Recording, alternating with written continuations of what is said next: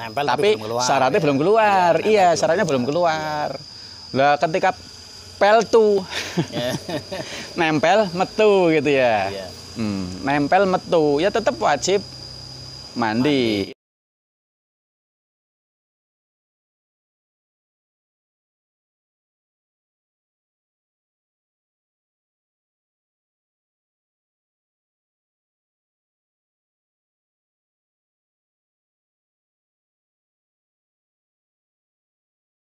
Assalamualaikum warahmatullahi wabarakatuh. Alhamdulillah wa syukurillah ala nikmatillah la haula wala quwata illa billah amma ba'da. Kepada saudara-saudara semuanya, pendengar maupun di mana Anda berada, kami kesempatan ini ada mau yang saya tanya-tanyakan kepada bakar kita, yaitu Gus Taufikur Rahman yang dari Paturso, Kecamatan Paturso, Kabupaten Kebumen.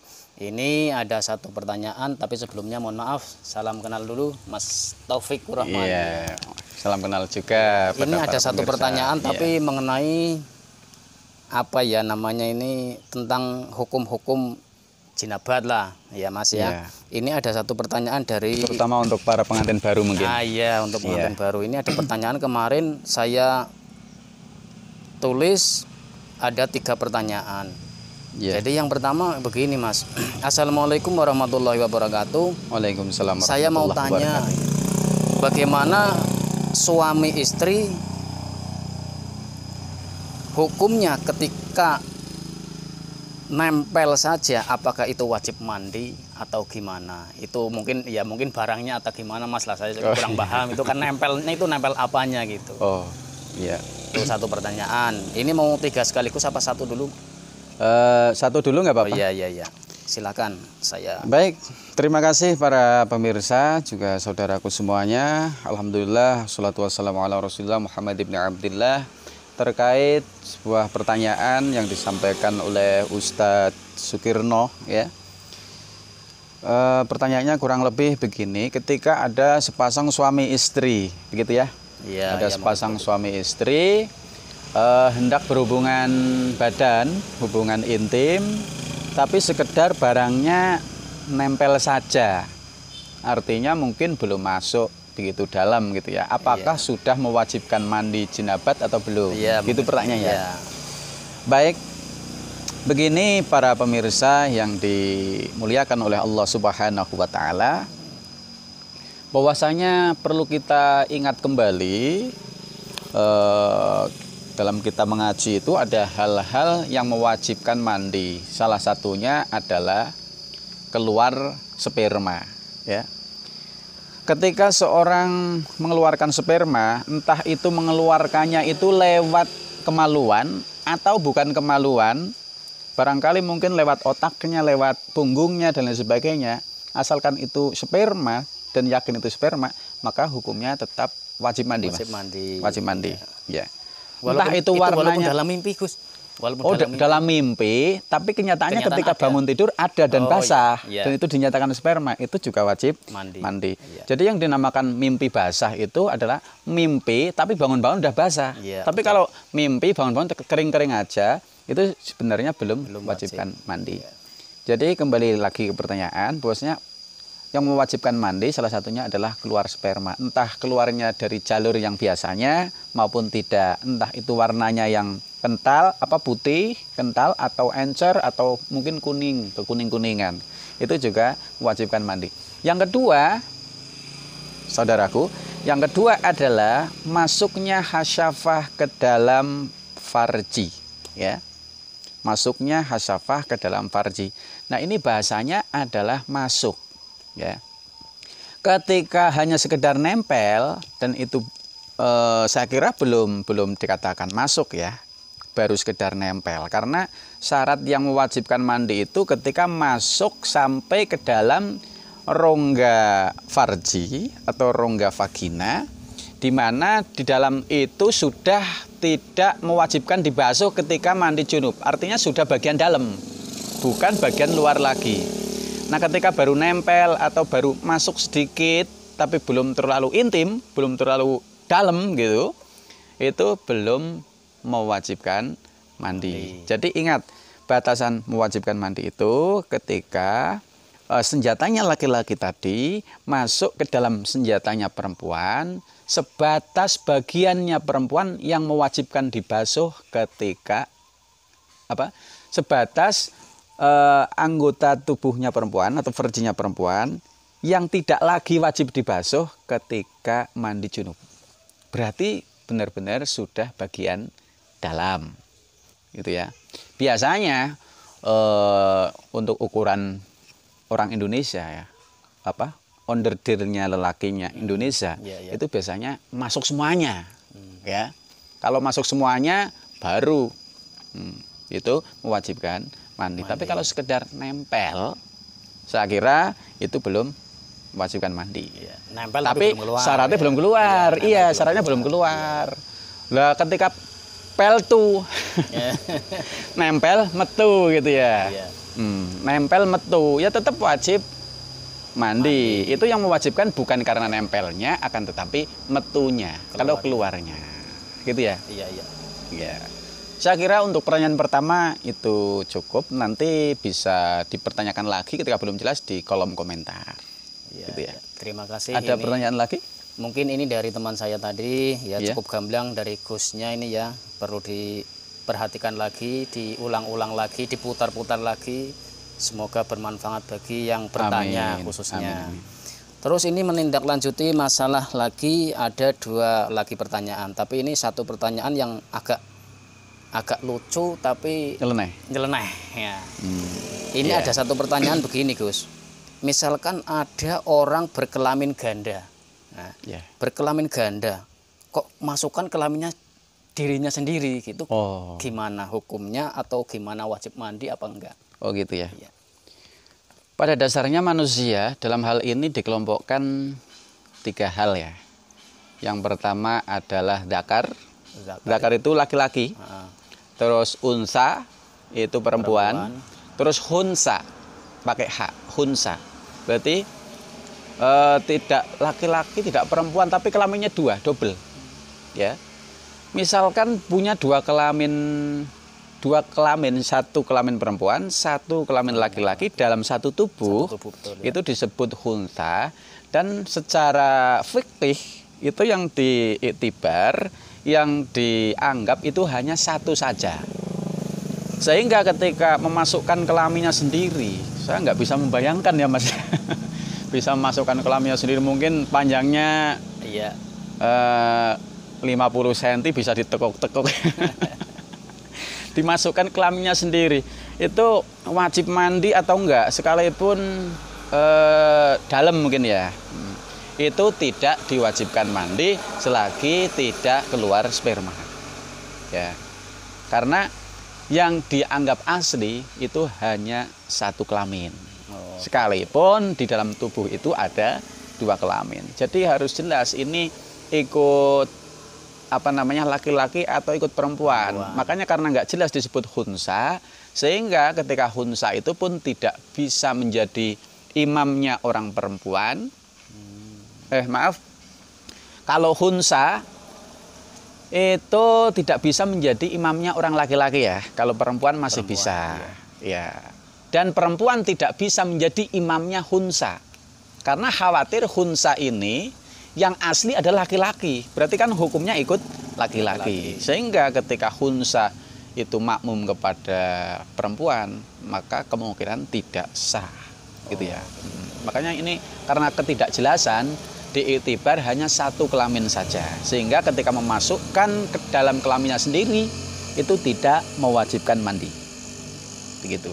Oke, terima kasih Gus. Ini juga mungkin di Indonesia ya jarang sekali ada lah, mungkin ada, cuman nggak begitu tahu lah. Mungkin ini ada privasi satu pertanyaan ya. Mungkin ada pertanyaannya nyeleneh-nyeleneh ini yang dari teman-teman kita.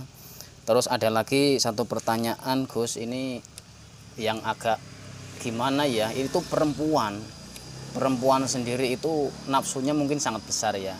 Mungkin. Ya itu.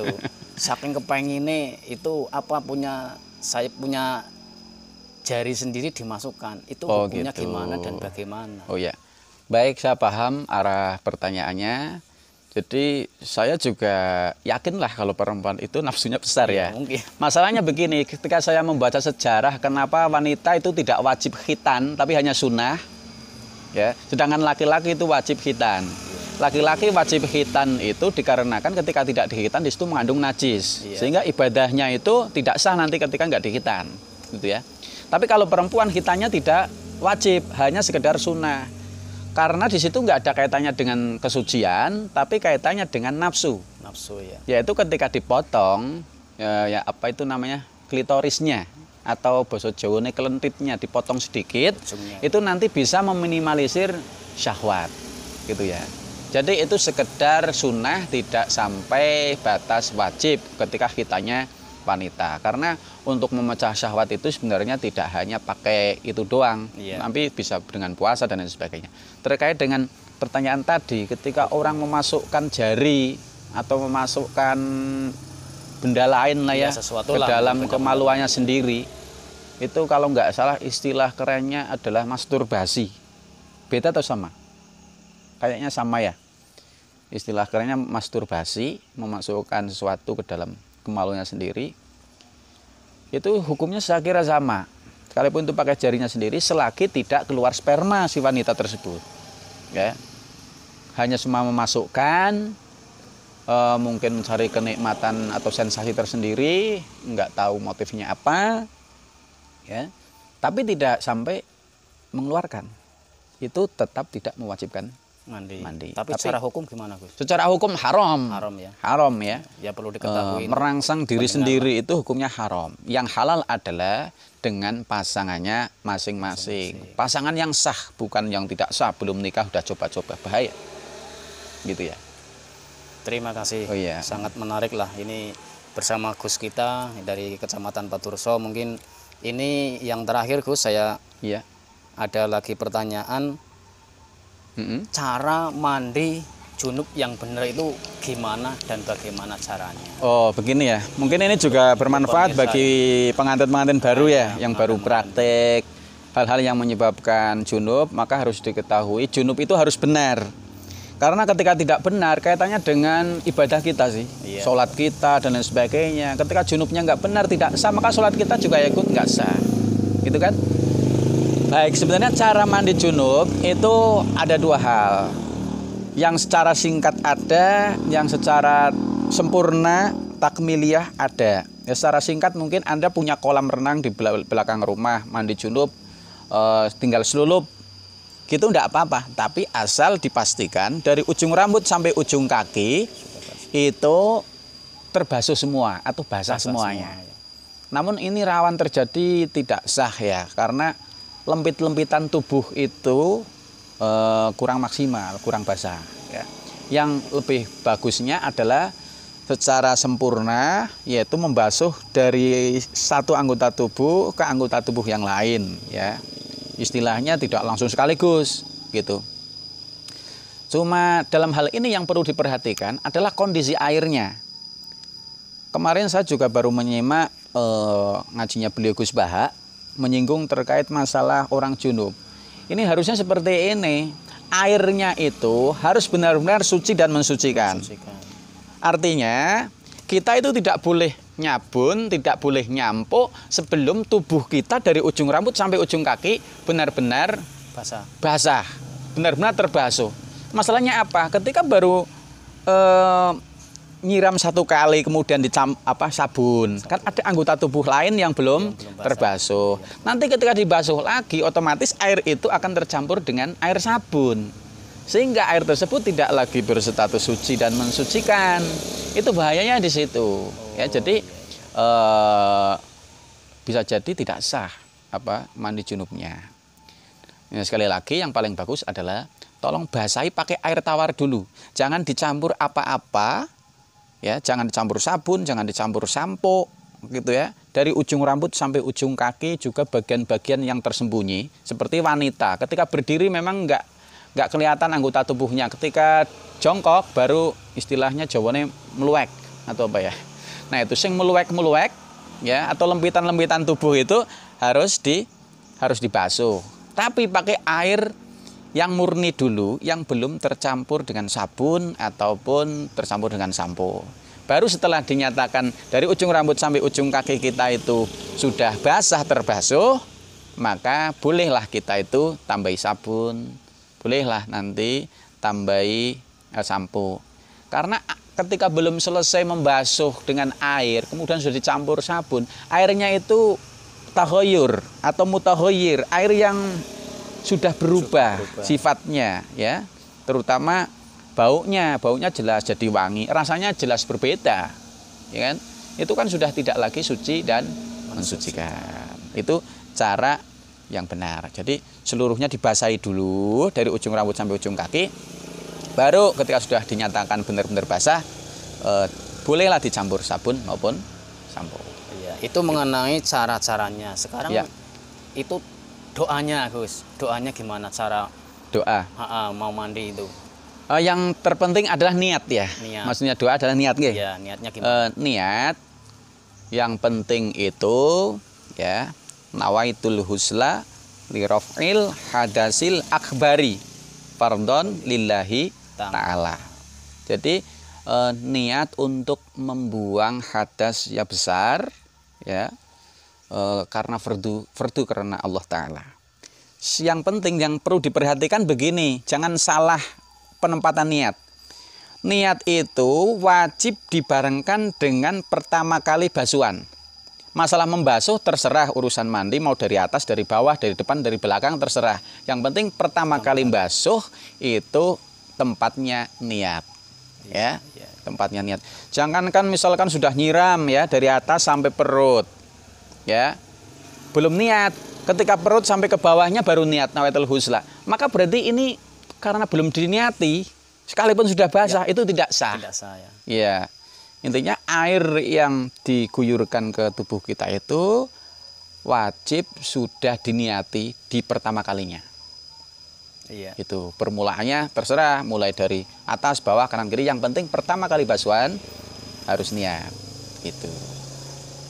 Ya, terima kasih atas segala jawaban-jawaban yang saya tanyakan sama Gusnya. Semoga ini bermanfaat bagi semuanya yang mendengarkan.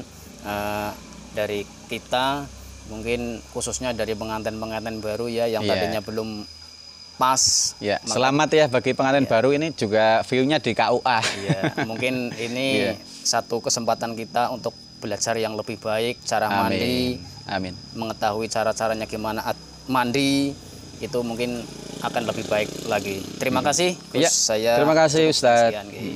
Cukup sekian dari saya atas pertanyaannya. Saya mohon terima kasih sekali. Sama-sama. Semoga bermanfaat bagi kita semua. Assalamualaikum warahmatullahi wabarakatuh. Waalaikumsalam warahmatullahi wabarakatuh.